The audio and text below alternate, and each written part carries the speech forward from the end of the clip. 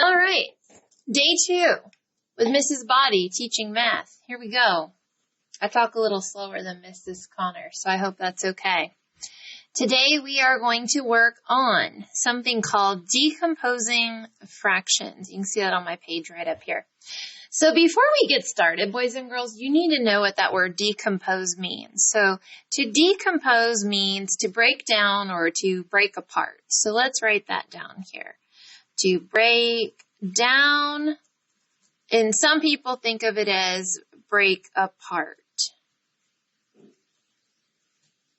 If you compose something, you put it together. If you decompose it, you break it apart. So let's look at this problem and how are we relating fractions to this idea of decomposing? So follow along. Right now we are on page 337 in your textbook. So we are in volume 2. If you would like to follow along, you can pause the video and get that page if you need to. Here we go. Karen has 11/8 pounds of chili. Oh boy, they really think of some weird problems here for you guys. 11/8 pounds of chili to put into 3 bowls. That must be important. The amount of chili in each bowl does not have to be the same. Ooh, that's something we're not used to hearing. Normally, it's all about the equal groups. But now let's see, what does that mean? How much chili could Karen put into each bowl? So let's underline this question. So how much is going to go into each bowl? All right, solve the problem any way you choose. Okay, thank you. So the first thing I do, just like he's got here, draw your 3 bowls of chili, if that helps you. Now, 11/8 pounds, that's how much she's working with, right? And we know what 11/8 means. It means that our whole figure has been divided into 8 equal parts, and Karen has 11, meaning she has more than 1 whole pound of chili, doesn't she? So, let's draw that. 8 equal parts. I feel like we've been dividing all of these into 8 equal parts. You guys are going to be a pro at dividing into 8 equal parts, aren't you? Now, she has 11. I know last week Piper did a really great job at explaining this. She said, well, that'd be kind of like you shade all 8 of these, but then you got to keep going because you've got to get to this number of 11, right? So 8 more equal parts. I know. I told you. A pro. See? There we go. So now I need to shade 11 of them. Now I have 8s, and I know I drew another one because this will be 1, 2, 3, 4, 5, 6, 7, and 8. And then Piper, if she were here, she'd tell me, keep on going. 9, 10, 11. I have 11 8s. Now I've got to break them apart into these bowls of chili. It's strange, I know. So you can do it any way that you want. They tell us that right here, right? Solve any way you choose. So let's do 3 of those 8s right here in this bowl of chili. Hopefully you can see that green pen. And then let's just give this person a lot. That's Mrs. Body's bowl. 1, 2, 3, 4, 5 8s. And then let's give this part right here, these 3 8s. That can be Mrs. Connor's bowl. All right. So we have taken 11 8s and we've decomposed it. So what we've really done, boys and girls, is we've created an addition problem here, right?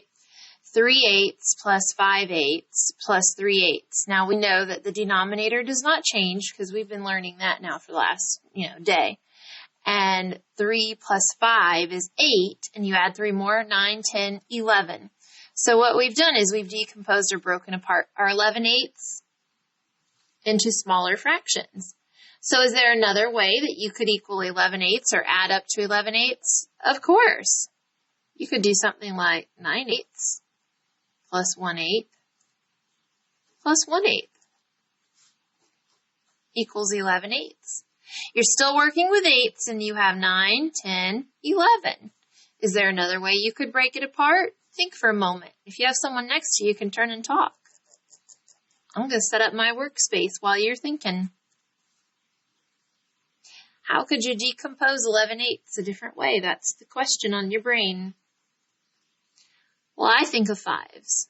5/8 plus 5/8, that would be 10. So you got to add one more. Plus 1/8 is equal to 11/8. Raise your hand if you said that.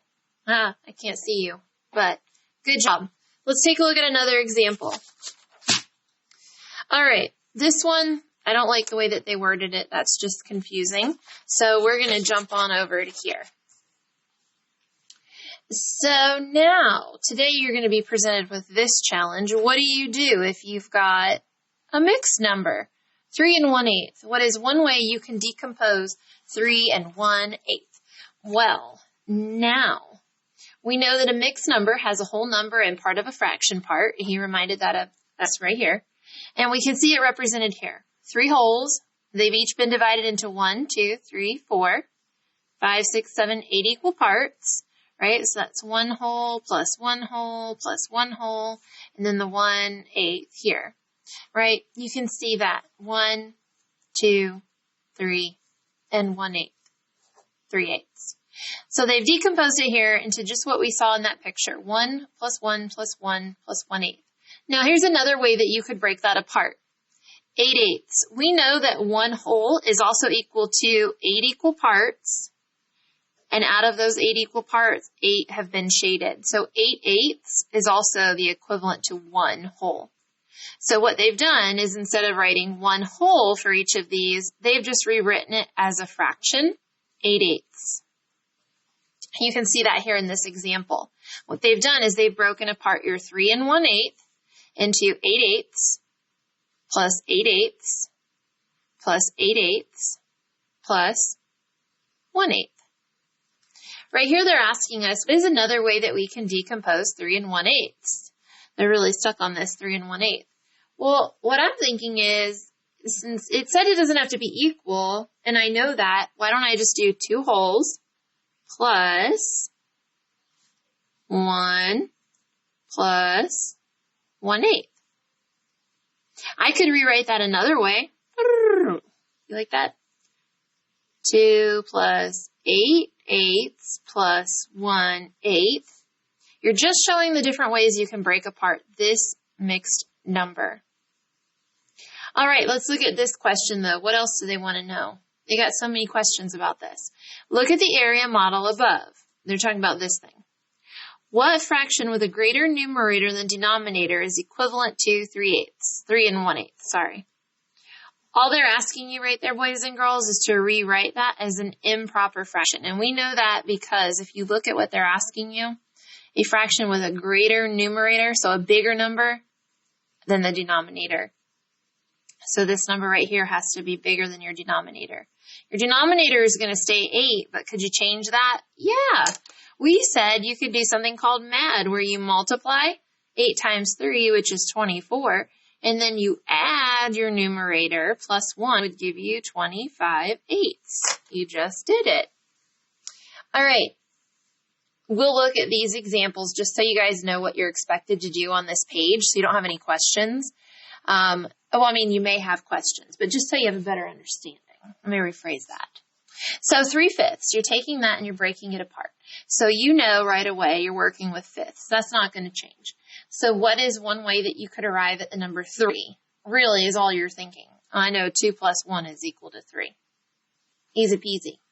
But now they're asking you in the directions here to do it 2 different ways. So 2 different ways.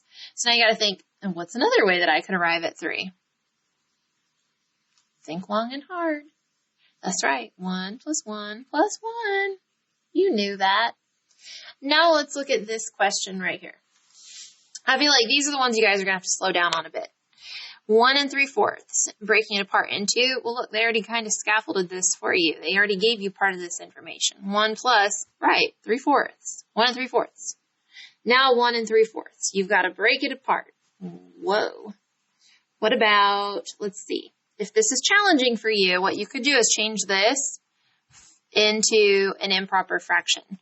So 4 multiplied by 1 is 4 plus 3. So really, you could change your mixed number to the improper fraction 7/4. Stay with me. I know I'm talking a lot. I'm on 9 minutes now. Stay with me. Now this would be easier to break apart into fourths, right? Which two numbers could you add together to equal 7? 5 plus 2. There you go, you did it. So just strategies you guys can use, okay? Today you're going to do page 339. You're doing problems 5 through 10, where you are going to do it, you can see here, 1, 2 ways, where you're breaking them apart. You're doing that for each one. Then you're going to turn the page over. 340, you're doing problems 11, 12, and 13. Let me know if you have any questions, and we will go over this in our math meeting.